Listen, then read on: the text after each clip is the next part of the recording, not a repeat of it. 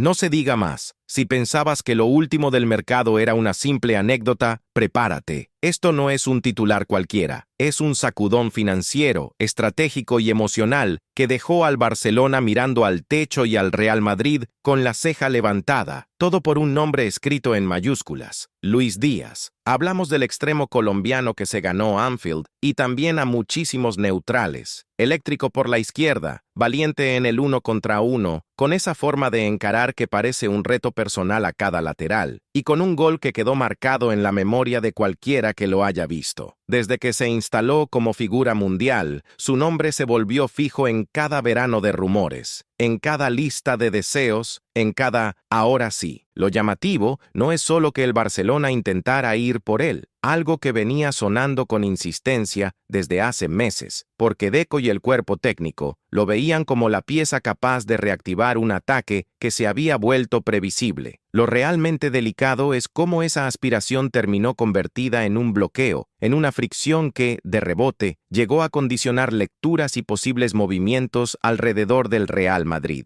Para entender de verdad lo que pasó, hay que retroceder un paso y mirar el contexto con lupa. El Barcelona, como varios gigantes europeos, se mueve hoy en una realidad económica compleja. No es falta de ambición, es que cada operación tiene que pasar por filtros financieros tan estrictos que, a ratos, parece que negocian más con hojas de cálculo que con futbolistas. En ese escenario, fichar a un jugador como Luis Díaz no es solamente pagar por calidad, es administrar un vestuario, respetar límites salariales, cuidar amortizaciones, ordenar prioridades a largo plazo. Y aquí aparece el primer detalle que mucha gente ignora. El Barcelona no frenó lo de Díaz por capricho, ni porque alguien tuviera una agenda rara contra él. Lo que ocurrió fue otra cosa. El club reactivó su interés después de chocar con otras vías, especialmente por Nico Williams, cuya continuidad en el Athletic Club enfrió cualquier posibilidad real de cerrar ese camino. Con Nico fuera del tablero, el nombre de Díaz volvió a la mesa, pero la operación venía con demasiadas aristas como para avanzar sin riesgo. Mientras el Barça calculaba cada paso, en Liverpool, la historia de Díaz empezaba a girar hacia otro lado. El colombiano, consciente de que quería un nuevo desafío y con contrato vigente, despertó interés no solo en Barcelona, sino también en clubes con músculo y margen de maniobra. Y ahí entra el Bayern Múnich, un gigante con estabilidad,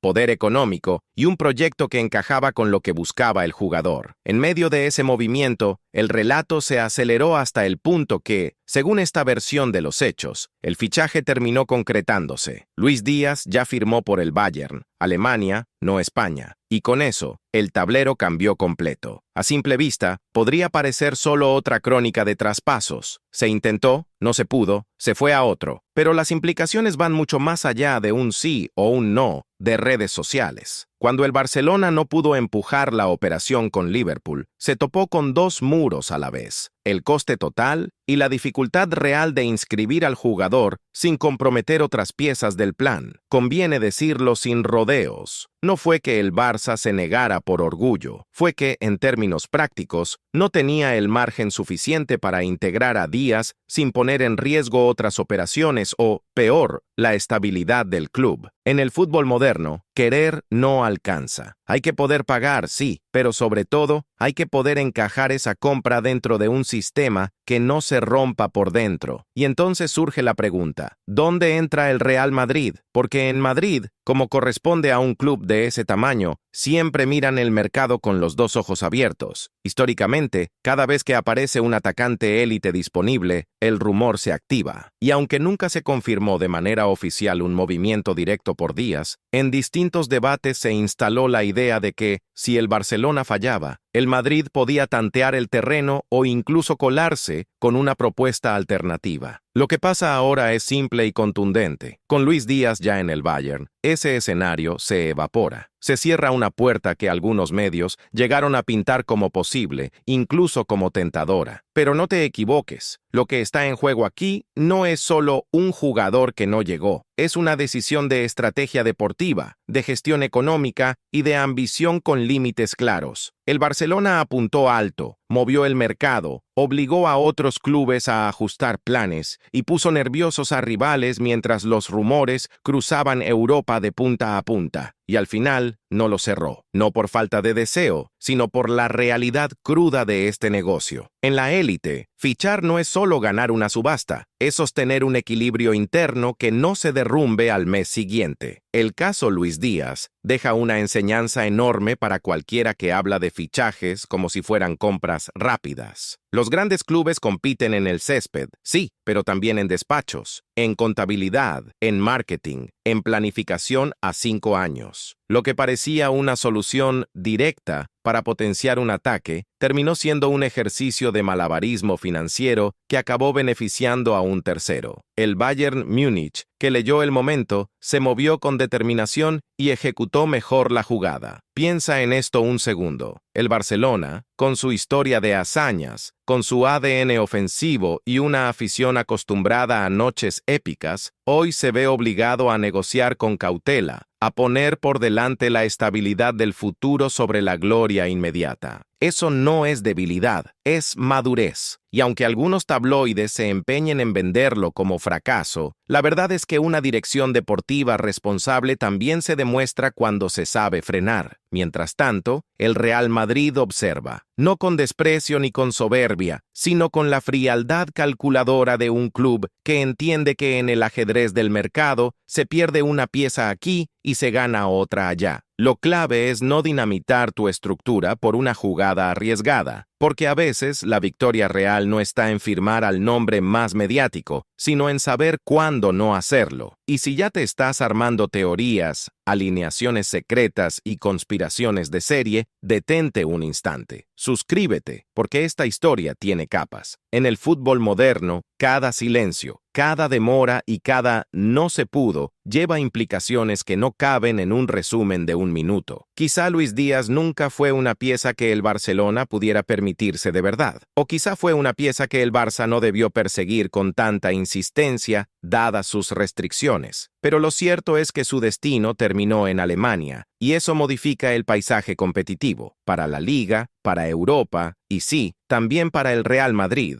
Y al final, lo que parecía una batalla más entre gigantes, acaba funcionando como una lección de estrategia y límites. Unos aprenden a soñar con discursos enormes, otros aprenden a soñar con los pies bien puestos en el suelo. Y en este juego, a veces el que pierde una carrera termina ganando más de lo que muchos imaginaban. La próxima vez que escuches que un fichaje se cayó por culpa de un club, recuerda lo que hay detrás: meses de negociaciones, cifras mareantes, objetivos cruzados, egos, planes de largo plazo y, por encima de todo, una historia humana y económica que trasciende el simple hecho de jugar al fútbol. Y lo más irónico de todo es que el fútbol todavía no terminó de sorprendernos. Sigue siendo impredecible, estratégico y, como queda claro aquí, mucho más profundo de lo que se ve a primera vista. Si nos detenemos a mirar a Luis Díaz como futbolista, no hablamos de un extremo cualquiera. Hablamos de un perfil que encaja con la idea moderna del atacante total. Velocidad de rayo, pero con cabeza, capaz de arrancar pegado a la banda, romper a su marcador y aún así levantar la vista en el instante justo para decidir si elige el centro, el pase atrás o el disparo. Esa mezcla de explosión y calma es rarísima. No es casualidad que entrenadores de primer nivel lo describan como un talento pulido por la exigencia europea. Su recorrido en entornos distintos, desde Colombia hasta la élite del continente, no es casualidad. Es una progresión sostenida que no todos consiguen mantener. Y hay un punto que casi nunca se menciona: su mentalidad. Díaz no solo es rápido y habilidoso, también es resistente. En partidos donde el equipo se atora o la presión aprieta, no se esconde. Pide el balón, insiste, provoca desequilibrios y contagia energía. Eso no se compra con dinero ni se mide solo con estadísticas. Se percibe en el campo y los directores deportivos lo entienden. Un jugador así no solo suma goles y asistencias, cambia el comportamiento del equipo, altera la manera en que defienden los rivales y, sin exagerar, obliga a reajustes tácticos durante el partido. Entonces, ¿por qué el Barcelona lo quiso con tanta insistencia? Porque buscaba recuperar una identidad ofensiva que se fue diluyendo. Tras la salida de Messi, parte de la esencia se perdió. Menos desequilibrio por fuera, menos imprevisibilidad, más facilidad facilidad para que los rivales anticiparan. En ese contexto, Luis Díaz representaba una chispa, fútbol eléctrico, presión, desborde constante, una amenaza que cambia la textura de un ataque. Pero otra vez aparece la realidad. No basta con tener dinero para fichar. En clubes con límites estrictos, cada incorporación impacta toda la estructura. Salario, primas, bonos, variables, derechos de imagen, equilibrio del vestuario, reglas financieras. Un error mínimo puede desordenar meses de planificación y traer consecuencias en temporadas siguientes. Y además, existe la dimensión política interna, directiva, cuerpo técnico, agentes, jerarquías del vestuario. Desde fuera parece un sí o un no. Por dentro son reuniones, proyecciones, debates, mediciones de impacto mediático y deportivo. En esa suma de factores, el bloqueo del fichaje no luce como un acto arbitrario, sino como el resultado lógico de varias fuerzas chocando al mismo tiempo. Tampoco se puede ignorar el factor humano. Un jugador de ese calibre cambia dinámicas, inspira, compite, puede generar admiración, pero también tensiones. Por eso no se evalúa solo el talento, sino el encaje con líderes, jóvenes, roles y el estilo que se quiere imponer. Y si hablamos de impacto internacional, Díaz trae consigo una atención enorme. Colombia lo sigue de forma masiva y cada movimiento suyo reverbera tanto en Sudamérica como en Europa. Eso suma valor de marketing, sí, pero también eleva expectativas y presión mediática. Para un club como el Barcelona, que ya vive bajo lupa mundial, ese riesgo también se calcula. En lo táctico, su versatilidad multiplica opciones. Puede rendir en un 4-3-3 clásico, en esquemas con doble pivote, en sistemas de presión alta y transiciones. No es solo un extremo de pegarse a la línea, sino alguien que puede ir al centro, intercambiar posiciones, atacar espacios cortos, abrir carriles para otros. Su desequilibrio individual es de los que cambian partidos, pero no por pura velocidad, por lectura en tiempo real. Identifica huecos, interpreta movimientos de la defensa, ajusta carrera y decisión en fracciones de segundo. Y además, sostiene intensidad.